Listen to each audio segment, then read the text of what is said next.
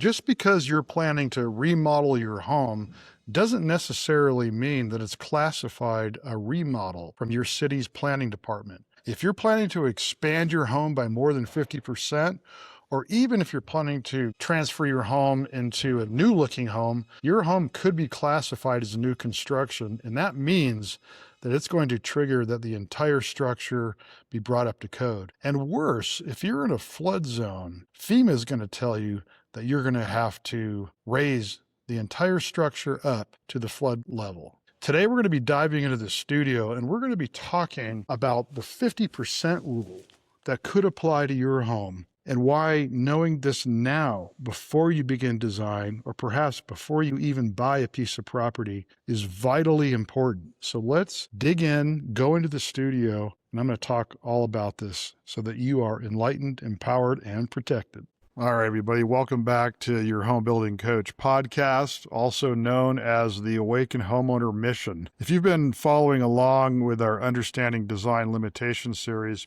you know we've been deep diving into all the rules and restrictions that can affect your custom home or major remodel project. We've covered zoning districts, floor area ratios, backs, height restrictions, the infamous HOA rules, all the ways cities and regulations constrain what you can build. But today we're tackling the classification rule that can take all of the restrictions and amplify them. So here's the thing. Your remodel might not be a remodel in the eyes of your city. It might be classified as new construction. And that classification can change everything, your timeline, your budget, and your code requirements. And if this rule isn't understood to begin with, this could be one of the biggest blindsides in planning a project. And I personally have dealt with this more than once, unfortunately, with projects that were these hidden rules and regulations. Even as a professional, if you're not familiar with all of these, this can really upturn a project. So right now, I'm going to call this our final episode in Understanding Design Limitations series. There's a few more lurking about, but I'll probably circle back to those later. And it's a perfect way to wrap up because project classification is like the meta rule that sits above all the others. It can make a non-conforming home suddenly need to conform. It can require full code compliance when you thought you were just adding a bedroom. So let's dive into this critical topic that protects you from one of the most expensive surprises in home building and remodeling. All right, let's start with a question. When is a remodel not a remodel? And here's the answer. When your building department says it's new construction, and here's why that matters. So here's what classification means. Project classification is how your city categorizes your work. It sounds simple, but this one determination affects everything. Which codes apply, which approvals you need, what timeline you're looking at, and how much your project will cost. Think of it like this. If you're building on an empty lot, the classification is really easy. It's new construction. But what happens when you're keeping part of your home and adding to it? What if you're demolishing 60% of it and keeping 40%? What if you're replacing all the windows, adding a second story, and expanding the footprint? That's where classification gets tricky. You know, cities didn't create these classification systems to make your life difficult. They created them for safety and fairness. And here's the logic. If you're substantially changing a structure, shouldn't that structure meet current safety codes? If you're essentially building a new home but calling it a remodel, should you be exempt from current fire safety requirements? Should you be able to ignore setback rules that every home has to follow? The city's perspective is if you're doing enough work that you're basically creating a new home, you should build it to new home standards. That's the core idea behind project classification. If you're considering or planning a major remodel, and a major remodel could be an existing, we'll just say 1,600 square foot home, and you're planning to renovate the whole interior of the home, you're planning to add on to the back of the home and possibly even upstairs, and you're adding 801 square feet of space. And this is a simplified look at this classification rule. So you're taking a 1,600 square foot home and you're converting it into a 2,401 square foot home. This is a big trigger for the city planning departments and building departments. The idea here is to let you know that so that if you're planning a project like I'm talking about today, you can massage that design so that it does not trigger that. Now, it's not quite as simple as that, but that is one of the first things that the cities will look at. And unfortunately, each city has their own methods of calculating and determining what 50% means. And you're going to want to understand this in planning to undergo a major renovation. So most cities use three basic categories. Of course, there's new construction, empty lot to a finished home. Everything must meet the current building code and the zoning codes, and everything must go through the planning department prior to going to the building department. And then you have minor remodels. You're working with the existing, not changing the structure significantly, and generally subject to lighter requirements. And then there's the major remodel, or also a term that's used a lot, is substantial improvement. This is the gray area. You're doing significant work, maybe adding square footage, maybe removing load-bearing walls, maybe completely renovating. This category is where classification battles happen, because once you cross into a major remodel territory, you might face new construction requirements. So in my book, section 2.340, I discuss how one homeowner discovered their addition was being classified as new construction, triggering full code compliance. They hadn't budgeted for it. This is what we call remodel classification. And the building department has specific formulas to determine which category your project falls into. So now that you understand what classification is and why it matters, let's talk about the most common rules cities use to make the determination of the 50% rule. This is where it gets really interesting and really important to your planning. And there's another thing you're going to need to factor, which we'll probably talk about in the future. We will definitely talk about in the future, is the term substantial completion stems from the federal organization called FEMA, Federal Emergency Management Agency, I guess it is. And if you're in a flood zone, or if you're in a coastal property down at the beach level, or just a flood zone, designated flood zone, if you're planning to remodel an existing home in a flood zone, this gets really complicated. And if you surpass the 50% rule plus other FEMA regulations, you could be required to elevate your entire home, or at least elevate the addition portion, which is kind of crazy. So the 50% rule is the most common classification trigger in the country. But here's where it kind of gets complicated. There's no single 50% rule. Different cities calculate it completely differently. Let's start with the simplest version because it's the most common. If you increase your home's living area by more than 50%, your project may be classified as new construction.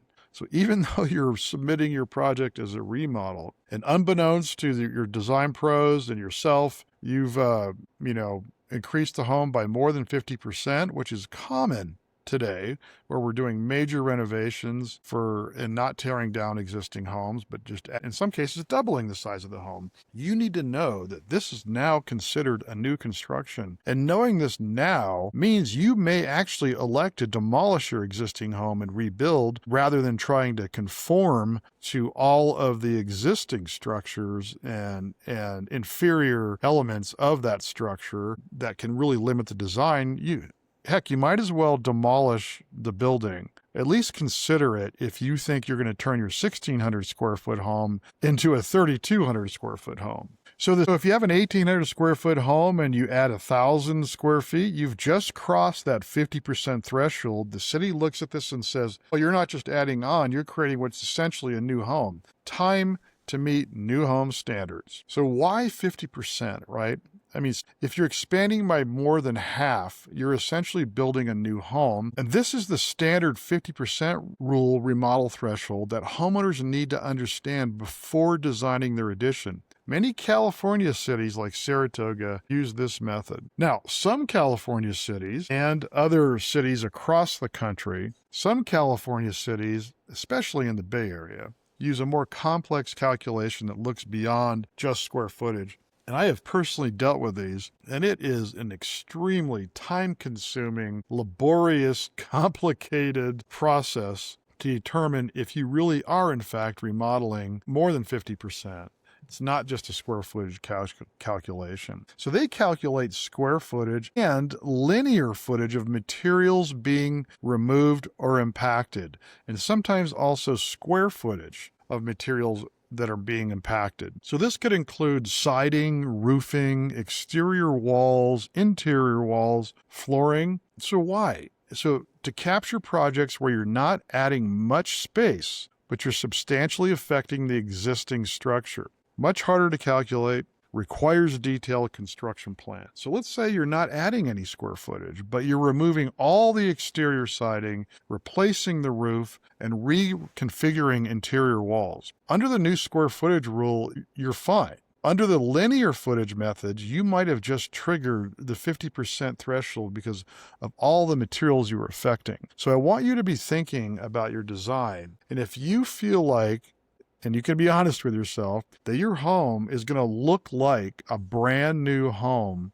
when you're done, that you won't even be able to recognize it, whether you're adding on or not, you might fall into this category. Now, the FEMA rule that can affect your classification of your project is sometimes adopted by cities for themselves to determine what the classification of the project is, and therefore what restrictions you have, what submittal requirements you have, and what building codes apply. So the FEMA rule, especially in flood-prone areas, particularly Florida and coastal regions, there's a completely different calculation, but it's not just limited to coastal regions. This could be affected by any kind of watersheds, rivers, lakes, runoffs, anything that would be classified as a flood zone, and you'll be able to determine that by simply going to the FEMA website and looking up your property, and it's pretty easy to do. And if you know that you're in a flood zone, you better be careful. And this is one of the first things that your design professional will and should do before you start digging into the design. And don't assume you're not in a flood zone just because you're not near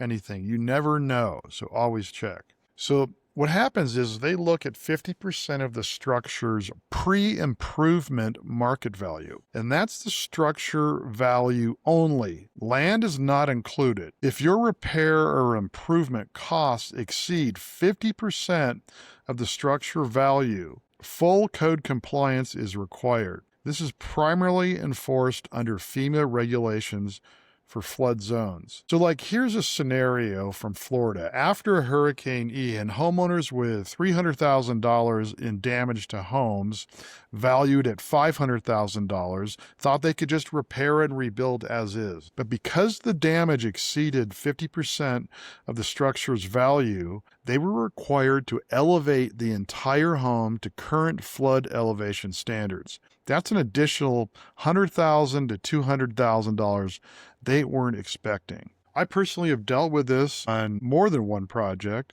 but in particular a project on the Pacific Coast in the Monterey area. And unfortunately, it was not determined or understood that this rule applied to a particular project. And in this case, it was compounded because it was a townhouse development where there was another building attached to it. And the intentions of the homeowner were to completely renovate the interior, bring it up to high level finishes. We weren't adding any square footage, but the value of the project exceeded the 50% rule, and therefore we were not able to actually do the project as designed because we were required to lift the structure up, and we could not lift the entire structure up because there was another unit attached to it. What was the result? I had to do a major redesign and step back and scale the project way down. And don't think you can just phase out a project because they've got that figured out too. We'll continue on with this and I'll explain some of those more details to you. So that is what we call substantial improvement calculations under major renovation building codes. Now here's something also that blindsides homeowners like I just mentioned about the FEMA rules, some cities don't just look at your current project. They look back in time. I've dealt with this personally in a project in the city of Palo Alto where we were trying to maintain the valuation of the project under the 50% rule, but the city went back, I believe it was 5 years. So some jurisdictions have 1 to 5 year what they call look back periods, and they add up all the permits and improvements during that period. And if the cumulative total exceeds 50%, classification changes. I've seen this happen. A homeowner does a kitchen remodel, then a year later wants to add a bedroom. Each project individually is under the threshold, but the city adds them together and says, over the past 2 years, you've improved this home by 60% of its value. Time for full code compliance. The homeowner had no idea this was coming. So these look-back provisions are designed to prevent incremental avoidance of classification rules. So you can't get a little too creative with your design strategy and implementation unless you're planning to do it over a longer period of time. So one of the first questions you're going to want to ask when you are planning a project with your design professional or go into the planning department of your city or county and ask them to explain or provide documentation on the classification process of remodel projects. So the 50% rule isn't just one rule. It's a concept that every jurisdiction interprets differently. And that's why you probably must talk to your specific city and planning building departments before you begin designing your project. And you might even want to think about researching this before you buy a property if that's the mode you're in. If you're in a flood zone, if you're planning to completely do a renovation and don't want to have the city telling you how much you need to bring it up to code, you might want to rethink the purchase of that property. So what triggers classifications in Saratoga might not trigger it in Palo Alto. What matters in Florida doesn't apply in Colorado unless it has to do with specifically the FEMA flood zone rules, because I believe all cities across the country are forced to adopt that in order to comply with FEMA. So if there ever is a catastrophic event, the homeowners are covered. So now that you understand how cities calculate whether you've crossed that threshold, let's talk about what happens when you do, because this is where your budget and timeline can get completely derailed if you're not prepared. All right, so here's where the rubber meets the road.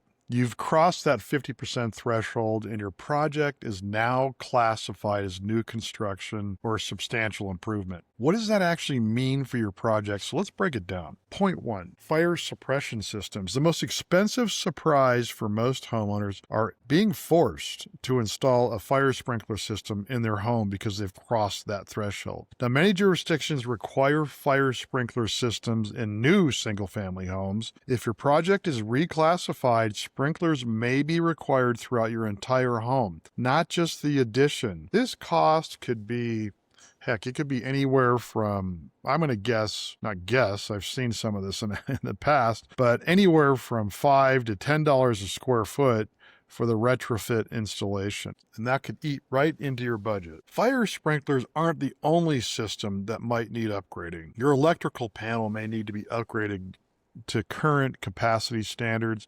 HVAC systems must meet current efficiency requirements. Plumbing may need updates to meet current codes. If existing systems are outdated, they may need full replacement rather than repair. So your home has a 100 amp electrical panel, which is really common from 1985. It's worked fine for decades, but now that your project is classified as new construction, current code requires 200 amp service for a home of your size. There's another $8,000 probably. And then the energy codes have gotten dramatically stricter over the past 20 years. Your entire home may need to come up to a current energy code, not just the addition that you're doing on your project. This can include upgraded insulation in walls and attic, new windows throughout the home, upgraded HVAC efficiency, air sealing requirements.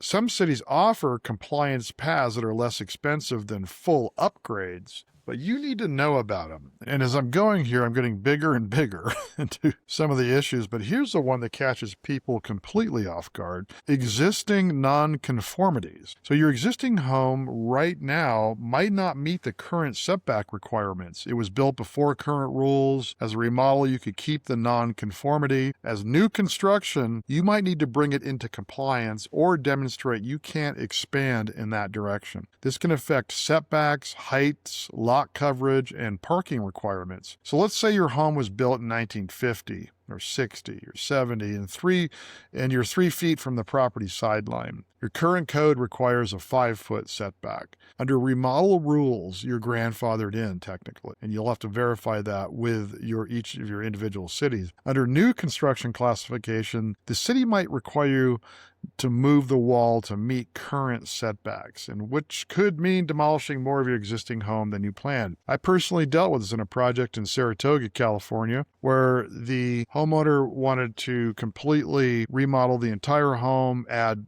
square footage on multiple ends of the building, and the left side of the structure actually was not meeting the current setback requirement. So we had the existing foundation on the left-hand side. We demolished the structure all the way down to the existing foundation, added on in multiple areas, and then rebuilt the home. On the left-hand side, we had to move that entire foundation in, I believe it was 1 or 2 feet to meet the code, the current code, because it was classified as a new home. In hindsight, I would have proposed to demolish the entire home and start from scratch. Although it would be more expensive to demolish the entire home because of the demolition work and the additional foundation work, overall quality of the structure of the home would be superior. And then I'm going to mention the other thing that I've talked about, which kind of crosses into a future episode, and that's the FEMA regulations. So again, if you are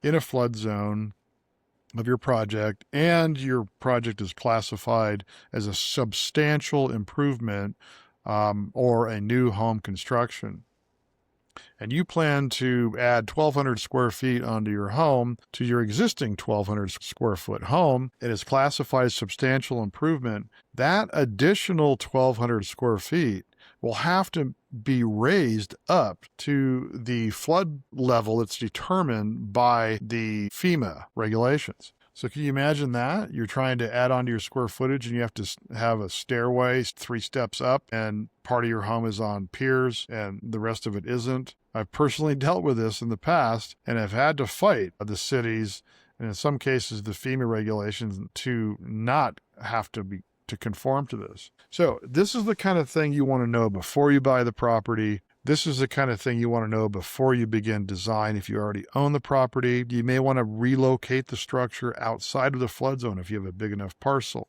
I want you to really keep that in mind. Crossing the 50% threshold doesn't just mean your addition needs to meet code. It can mean your entire home needs upgrades, fire sprinklers, electrical energy efficiency, accessibility, and even fixing nonconformities in your existing home that you never planned to touch. So these costs add up fast. I've seen projects increase by $50,000 to $150,000 because of the classification, or quite honestly, get completely killed and have to redesign. Now, before you panic, let me give you the good news. There are strategies to navigate this. You can design your project to stay under the threshold. You can phase your work over time, or you can plan for these costs from the beginning. Let's talk about how to strategically approach the classification. All right, so how do you navigate this minefield? Let me give you 3 strategic approaches, and I want you to think about which one makes the most sense for your situation. The first one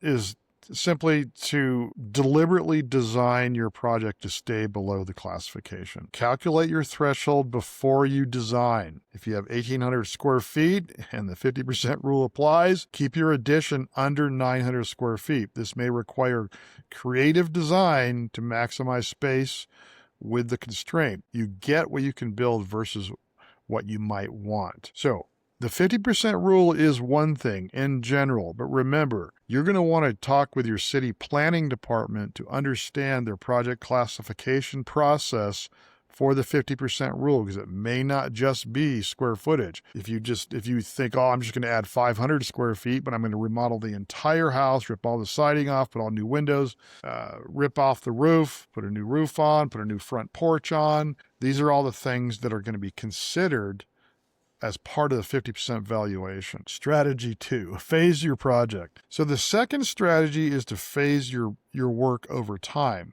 Now, you have to be careful here, because in some cases, if it's a FEMA regulated project, you may have a problem doing that unless you plan to phase it over multiple years. So do your addition now and other improvements later, outside of that look back period I just mentioned, if your city has a look back period. The look back period usually is triggered when you're under the FEMA rules and regulations, but some cities do use that as well. So this requires understanding your city's specific look back rules. The risk, rules might change between phases. The benefit, it spreads costs over time. If you were to consider doing that, doing a master plan with your design professional is a really good idea, because this will help you determine if your project in the future phases are not impacted by the existing work that you're planning to do for your phase 1. And I spoke about that in the design process, about doing a master plan, because I'm sure you have a million ideas. And if you're living in a flood zone, or if you're living in a city that has these rules and regulations, this could be a really smart strategy, because if you do a master plan, you're planning to add on a second story or at the back of the house, planning to replace all the windows, there's a certain design strategy there by doing a master plan and then phasing it out to understand the impact of one versus the other, so that you're not forced to redo work that you did a couple years ago. Some homeowners do their addition first, then wait 2 or 3 years to do the interior models or other improvements. This can work, but you need to know your city's look back period. If they have a 5-year cumulative rule, phasing over 3 years won't help you. So here's the caution with this strategy. Some homeowners try to game the system by doing work without permits to avoid the cumulative calculation. It's a terrible idea. You'll pay penalties. You might have to undo work, and you put your home's resale value at risk. Don't do it. Of course, there's strategy 3, plan and budget for the full compliance. The third strategy, and often the best one, is to accept the classification for it from the beginning. If you're crossing that threshold anyway, embrace it and plan for the cost. The benefit, your entire home gets upgraded to current standards, better safety, efficiency, and resale value. You can leverage the classification to fit existing issues while you're at it, and financing may be easier when the full scope of the work is clear and upfront. Now, this is a really important point that I want to mention. If you're finding with your design professionals that you're crossing that threshold of this 50% rule, you need to pause and sit back and think that is it a smarter approach to just demolish the entire structure and build a brand new home? Because if you're willing to accept the classification, there's a chance that it may not be more costly or may not be significantly more to demolish the entire structure and just do it and be done with it, so you can live the rest of your life in your new home. No matter which strategy you choose, this is not a DIY territory. An architect experienced in your specific city rules is critical, and you knowing that you may fall into this category is the objective here today. Whether you're in a flood zone, you're planning a major renovation, that's the goal here, so you know to ask the right questions, because your design professionals may not know to investigate that until it's too late. So we want them to calculate the classification threshold during the initial design, not after.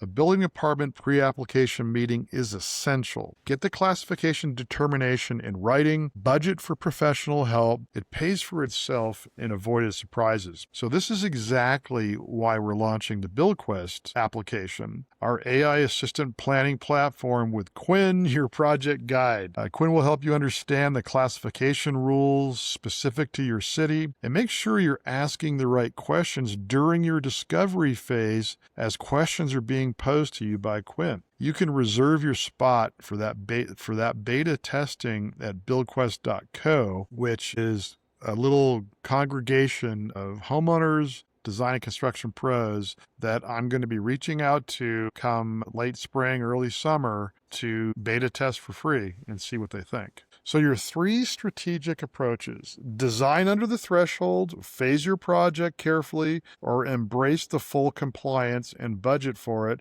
and consider just demolishing your entire home and rebuilding it. The worst approach: ignoring classification and hoping it doesn't come up. I guarantee you it will come up, and by then it's too late to adjust. This brings us to the end of our Understanding Design Limitation series. So over the past 11 episodes, we've covered every major restriction that can affect your project. Well, maybe not. I'm going to think of a few more, but this is the big ones. This is the big ones. So some other ones I'm in the back of my mind are dealing with trees, protected trees, dealing with parking restrictions that could really affect a project in an urban or suburban location. But this is the core limitation series that if you review all of these episodes, read all of the blog posts about this, because in the blog posts I expand even more on this, and you will be an empowered homeowner to tackle your project right out of the chute and not waste time and money on design or even construction. And this classification rule, it's kind of the capstone, the rule that can make all the other restrictions even more important. So let's wrap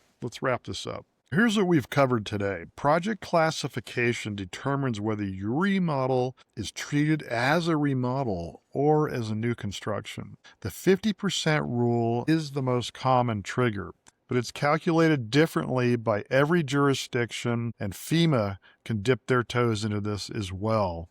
That can add a whole nother layer of complexity. Crossing that threshold can add tens of thousands or even hundreds of thousands of dollars to your project through fire sprinklers, system upgrades, full compliance, and could significantly impact the actual design of your project, as I mentioned, where you may have to elevate your structure, or you may want to think about tearing down your whole structure. But with strategic planning during the discovery phase, you can design around these thresholds or budget for them appropriately. The key takeaway: you need to understand classification before you design, not after you submit plans. And with that, we've reached the end of our Understanding Design Limitation series. Over episode 31 through 41, I think I snuck one in there about project planning and the process to do that, because I wanted you to get a refresher on that. And we've covered everything that can constrain your design: zoning, FAR, setbacks, height restrictions, lot coverage, easements, trees, parking coming soon,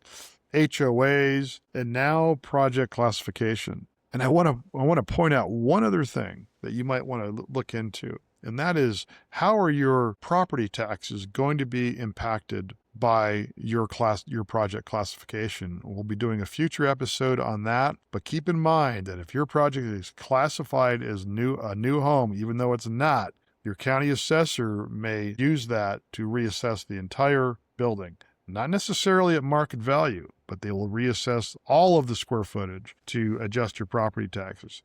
So when you know these rules up front, during that critical discovery phase we've talked about early in this podcast, and I refreshed on it recently, you can design with them rather than against them. And that's the awakened homeowner approach. Enlighten yourself about the rules, empower yourself to make informed decisions, and protect yourself from costly surprises. Keep in mind that I have a book that I've published called The Awakened Homeowner, same title of this podcast and the platform and the website. And I have this design limitation series in there along everything else that you need to consider before you do a project. And it's a great resource to sit back and read and absorb. And you can always find it on Amazon. And don't forget, we're launching BuildQuest, and that's going to be a project planning platform for homeowners, something that's not out there today, for you to take charge and not feel like you're being forced into different platforms or different solutions that maybe a specific builder has or a specific designer has. This is your own home that you're going to be able to invite them to, and you guys can share all the resources and the communications. And lastly, if you found this series valuable, I'd love to hear from you. And you can reach out on Instagram at The Awakened Homeowner. You can see me on Facebook. I post these on Facebook and YouTube as well, where you can make comments and criticize me, whatever you want to do. But it's good to know like which design limitations surprised you the most, or share your own classification story, or maybe design limitations I haven't even talked about that I haven't thought of yet. By this exchange, other homeowners see this, and it also gives me new, fresh topics to talk about that are currently happening today. So if this episode helped you avoid a costly mistake, share it with someone who's planning a remodel, please. That's how we protect homeowners from the Ben and Jane scenario, my little story that I've written that's on the podcast and in the book, and I think it's even on the YouTube where I narrate the story. That's a really good way to capture all of this into how it affects real life scenarios. Now, what's going to happen in the future here with the podcast is I'm going to start working on explaining to you how architectural plans work and their systems and the conventions that they use so that you can start becoming educated. Now, that's going to be a little bit difficult in a podcast all audio episode, so I might sneak in some YouTube presentations, but there's a large following now on the podcast, so I'm going to do my best to just give you some insight on understanding plans, but I'm also going to be inserting other relevant topics throughout the rest of this podcast as we approach year one of this episode in mid-April. So that's a wrap today. I'm Bill Reid, your home building coach. Thanks for joining me for this Understanding Design Limitations series. And remember, you don't know what you don't know, but now you do. So let's make it happen.